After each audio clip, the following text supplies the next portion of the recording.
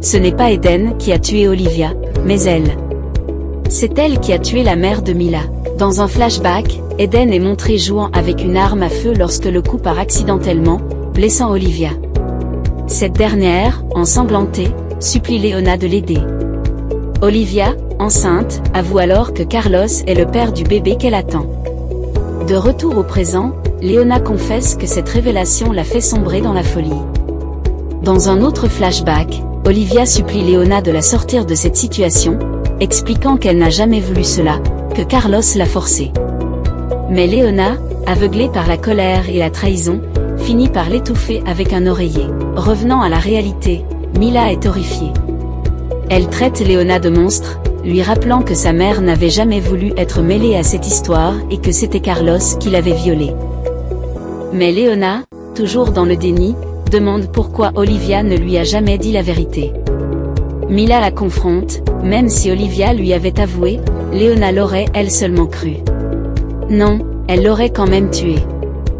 Mila poursuit ses accusations, Leona n'a pas seulement tué Olivia, elle a aussi fait porter sa culpabilité à Eden. Elle l'a laissé grandir avec ce fardeau, tout ça pour protéger son propre fils. Leona tente de se justifier en déclarant que les autres étaient des dommages collatéraux, qu'ils n'avaient qu'à ne pas se mêler de ceux qui ne les regardaient pas. Mais Mila rejette cette excuse, tant que justice ne sera pas rendue, personne ne pourra tourner la page. Le ton monte encore plus lorsque Mila promet que si elle ne peut pas obtenir justice d'Anne Setsis, Leona paiera en enfer. Leona la provoque, lui disant d'y aller en premier. La tension explose, Leona maltraite Mila, mais cette dernière se défend en la mordant. Enragée, Leona appelle les gardes à l'aide. Mila, enragée, hurle qu'elle tuera Leona de ses propres mains. Leona finit par lui donner une gifle violente pour la faire taire avant de sortir de la pièce. Ce qu'elle ignore, c'est qu'un drone a secrètement filmé toute la scène.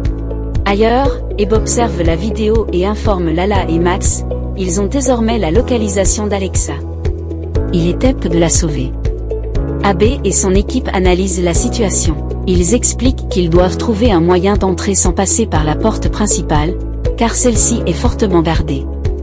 Lala suggère de passer par l'arrière, mais elle fait remarquer qu'il n'y a pas de route, seulement des sentiers accidentés. Max confirme cette difficulté, mais Abe estime que les ennemis ne